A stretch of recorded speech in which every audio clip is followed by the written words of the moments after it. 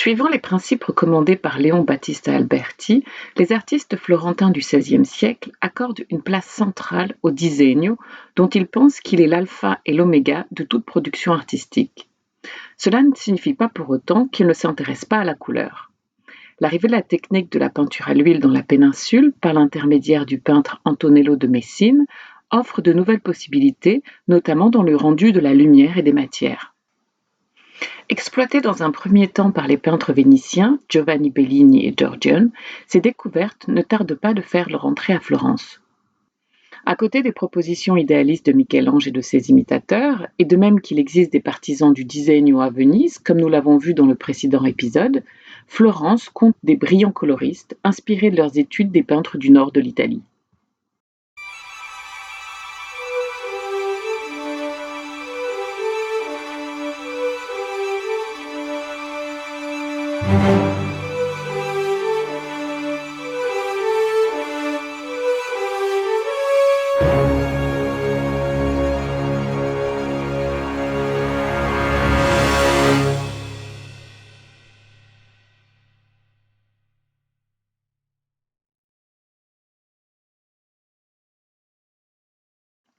Les recherches ont montré qu'il avait séjourné à Venise au début de l'année 1500.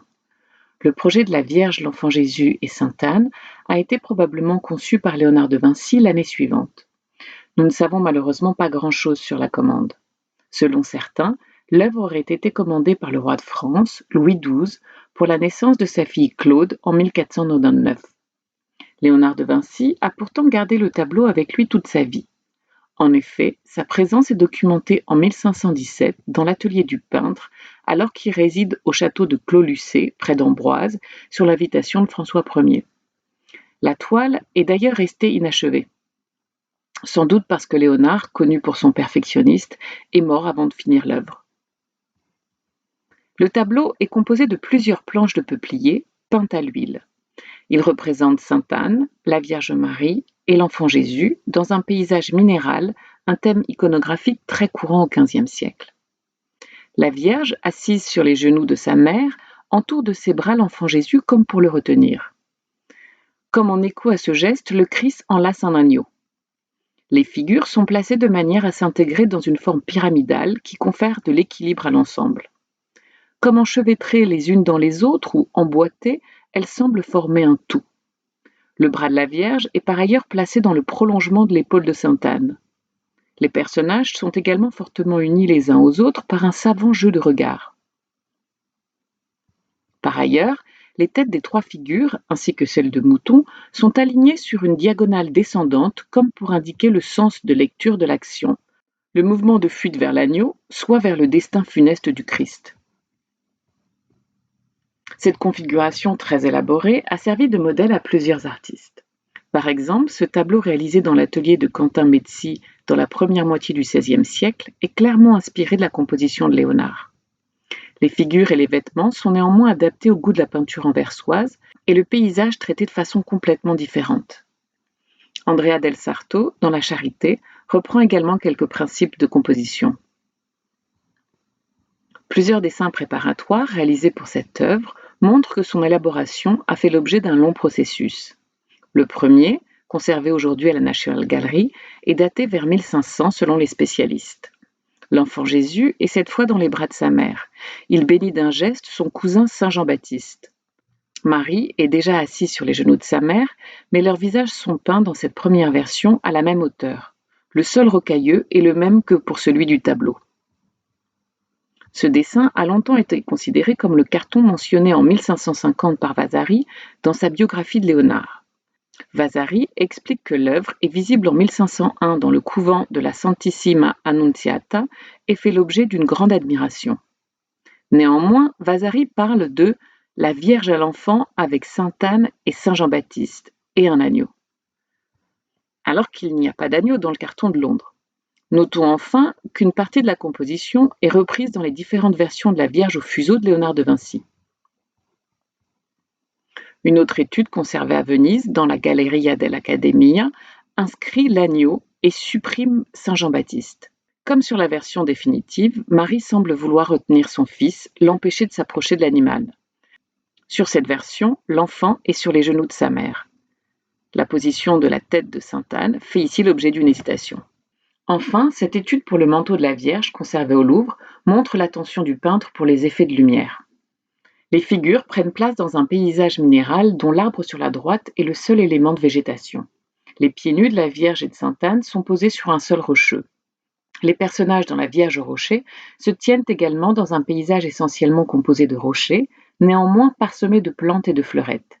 Il faut peut-être préciser ici que le paysage dans notre tableau est resté inachevé par l'artiste. Remarquons encore que, comme le tableau La Vierge au rocher, le peintre place les figures au bord d'un précipice qui les sépare du spectateur. Il s'agirait là probablement, comme l'agneau, d'une forme d'annonce de la passion du Christ. Le peintre recourt aux techniques de perspective atmosphérique que Léonard a lui-même théorisées dans ses écrits et qui consistent à bleuter le paysage montagneux en arrière-plan pour suggérer l'effet de l'éloignement. Par ailleurs, la technique du sfumato, consistant à donner un aspect vaporeux aux contours en les estompant, permet aux figures de s'intégrer parfaitement, de se fondre même dans le paysage. La composition en est d'autant plus unifiée. Dans le même esprit, le peintre adoucit les passages entre les zones d'ombre et de lumière. Les analyses scientifiques sur ce tableau, menées par les équipes du Centre de recherche et de restauration des musées de France, ont montré que ces effets sont permis grâce à une grande maîtrise de l'artiste de la technique de la peinture à l'huile. Selon certains, elle aurait été enseignée au maître par l'intermédiaire d'Antonello de Messine à son retour d'un voyage dans le nord de l'Europe. Un tableau représentant la Vierge à l'enfant avec le petit Saint Jean-Baptiste et Sainte Anne, dite la Perla, montre que Raphaël connaissait le carton de Léonard de Vinci. Comme dans la composition précédemment étudiée, les figures semblent s'emboîter les unes dans les autres.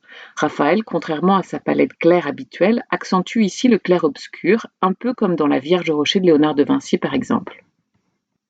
Avec Léonard, Raphaël est un autre exemple brillant d'un colorisme florentin et romain qu'il montre aussi bien dans ses peintures d'histoire religieuse et mythologique que dans ses portraits.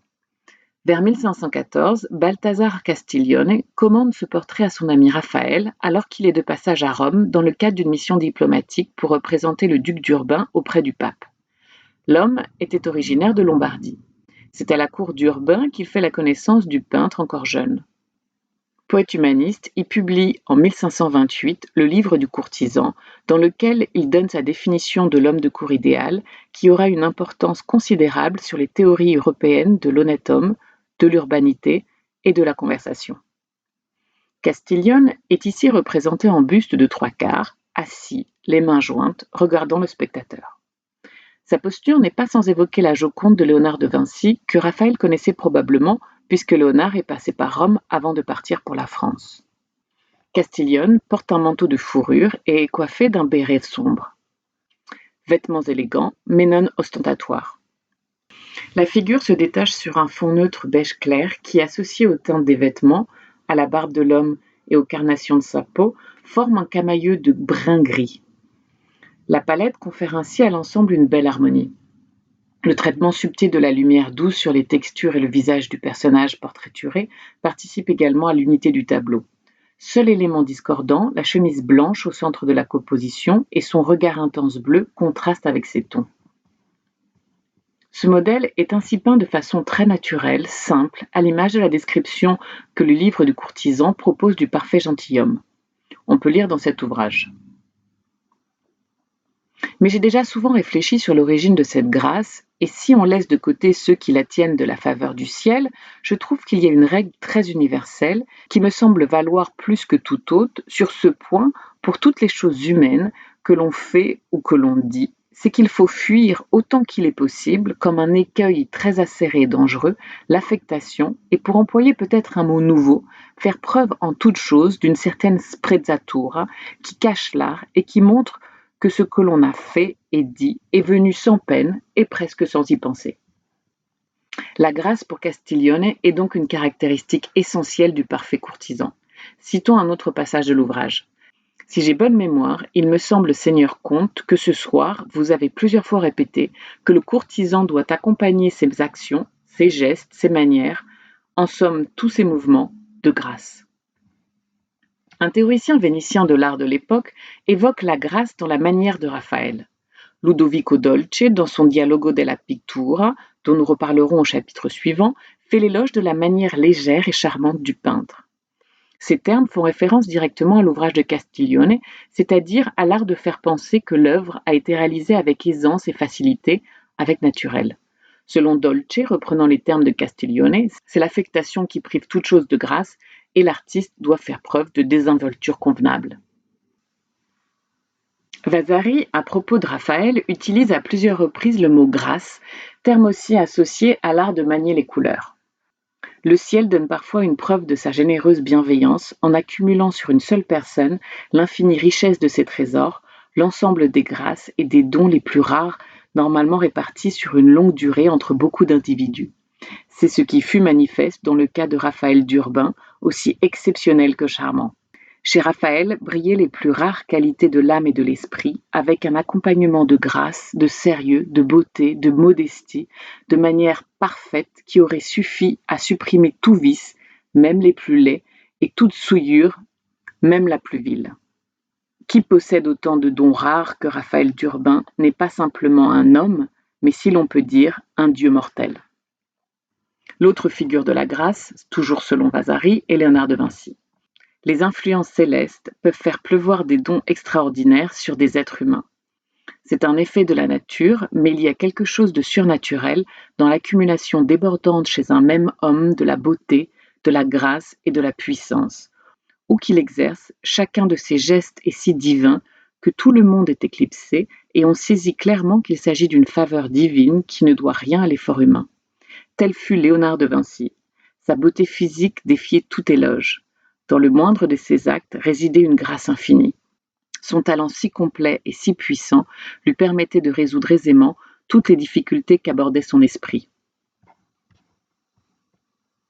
Ces deux peintres coloristes sont ainsi dépeints par Vasari à l'image du parfait courtisan tel qu'il est décrit par Balthazar Castiglione. Afin de mieux comprendre cette idée de sprezzatura en peinture, arrêtons-nous un instant sur cette fresque de Raphaël.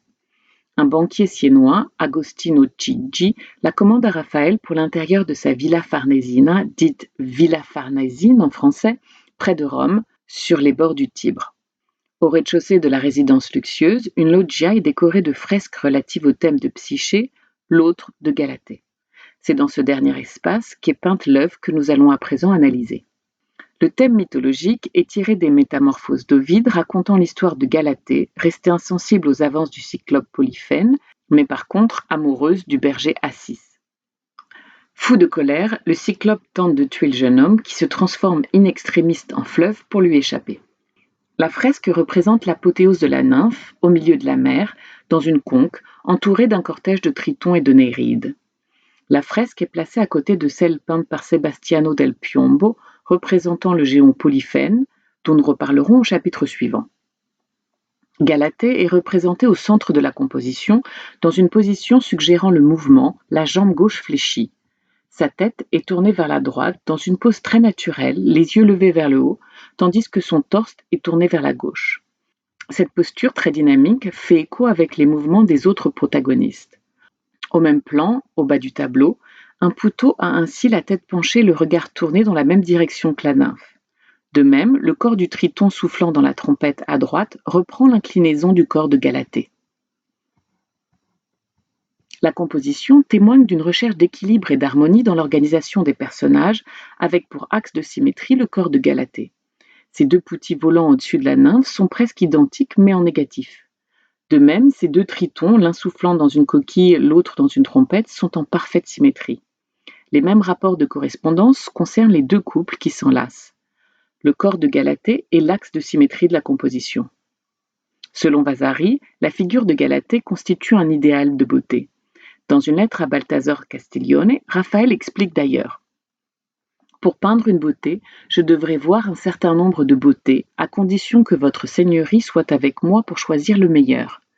Mais en l'absence de bons juges et de belles formes, j'utilise une certaine idée qui me vient à l'esprit. Raphaël peint ce tableau dans la dernière partie de sa carrière que nous évoquerons également la semaine prochaine. Il lui a été commandé par Elena Duglieli dall'Olio pour la chapelle de sa famille dans l'église San Giovanni in Monte à Bologne. Cette chapelle est consacrée à sainte Cécile, ce qui explique naturellement le thème choisi. Selon la légende, sainte Cécile aurait entendu au moment de sa mort la musique céleste qui provoqua son extase, représentée ici dans le tableau. Cet épisode fait de la sainte la patronne des musiciens et des fabricants d'instruments de musique. Debout, au centre de la composition, elle est entourée de saint Jean, accompagné d'un aigle, de saint Paul, appuyé sur une épée, à gauche de saint Augustin, sa crosse épiscopale à la main, et enfin Marie-Madeleine à droite, tenant un pot d'albâtre. Le regard tourné vers le spectateur, Marie-Madeleine semble l'interpeller et l'inviter à entrer dans l'espace fictif du tableau. Un modello pour ce retable, conservé au Louvre, montre que dans un premier projet, saint Jean avait cette fonction, tandis que Marie-Madeleine avait les yeux levés vers les anges musiciens. Dans un souci de variété, chacun des saints adopte une expression différente. Sainte Cécile, les yeux levés vers un chœur céleste, tient dans les mains un orgue portatif. Au sol, à ses pieds, les instruments éparpillés, un tambourin, une viole de gambe, des cymbales, un triangle, une flûte, symbolisent la musique profane et terrestre. Abandonnés au sol, les cordes brisées, ils sont la preuve de la supériorité de la musique céleste sur la musique terrestre. Selon Vasari, ces instruments ont été peints par Giovanni da Udine, un élève de Raphaël. Les personnages représentés sur le même plan, sans perspective, statiques, se détachent sur un large ciel bleu et un paysage peu visible en arrière-plan. Dans la partie supérieure de la composition, un chœur d'anges donne un concert céleste. Le tableau est très vite admiré et loué pour son caractère vivant. Vasari dit à propos de Marie-Madeleine qu'elle est dans une pose infiniment gracieuse, semble tout heureuse de sa conversion. On retrouve encore cette idée de grâce évoquée tout à l'heure. Les couleurs du peintre sont celles d'un coloriste qui procède par jeu de contraste. Les teintes vives, rouges et vertes du vêtement de saint Paul, par exemple, se renforcent mutuellement. On parlera bien plus tard de couleurs complémentaires. De même, la juxtaposition de la robe jaune de la sainte et de l'habit bleu de Marie-Madeleine. Ainsi, les personnages, encore une fois tous mis sur un même plan, sous la forme d'une composition en frise ou isocéphale, se distinguent et se détachent par la couleur de leurs vêtements. Toutes ces couleurs chatoyantes ressortent particulièrement sur le large ciel bleu-azur, dominant grâce à un choix de lignes d'horizon relativement basses. Nous allons terminer cet épisode avec l'œuvre d'un troisième peintre coloriste florentin, moins connu aujourd'hui, mais qui a joué un rôle essentiel dans la peinture florentine du début du XVIe siècle. Il s'agit de Fra Bartolomeo, dont Raphaël aurait appris la manière de fondre les couleurs selon Vasari. Raphaël d'Urbin vint à Florence afin d'apprendre la peinture et il enseigna à Fra Bartolomeo les règles de la perspective. Désireux d'apprendre à manier et à fondre les couleurs comme le frère, dont les talents de coloriste lui plaisaient, il restait constamment avec lui. Le tableau est peint en 1511 pour l'autel de Sainte Catherine de Sienne au couvent de San Marco à Florence. Un an plus tard, il est acheté par la ville de Florence et offert à Jacques Hureau de Cheverny, ambassadeur de Louis XII et évêque d'Autun, qui le place dans la cathédrale Saint-Lazare d'Autun. Le retable représente le mariage mystique de Sainte Catherine de Sienne. Il s'agit d'un mariage symbolique décrit dans la légende dorée de Jacques de Voragine.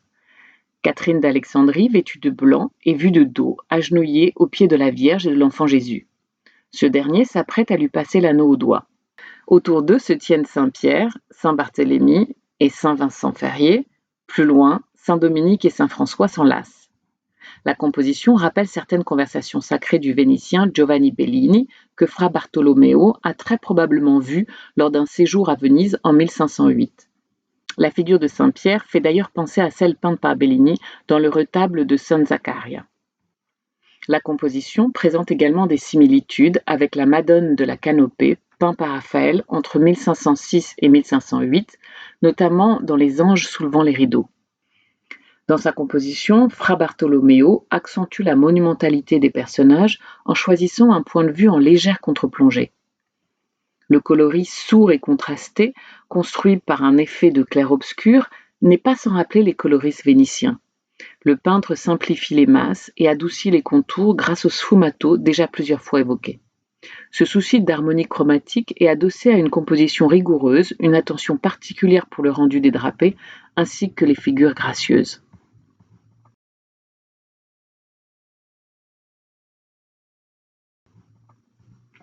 Les plus célèbres coloristes de l'école florentine, que sont Léonard de Vinci, Raphaël et Fra Bartolomeo, utilisent ainsi de manière égale le dessin et la couleur dans leurs œuvres.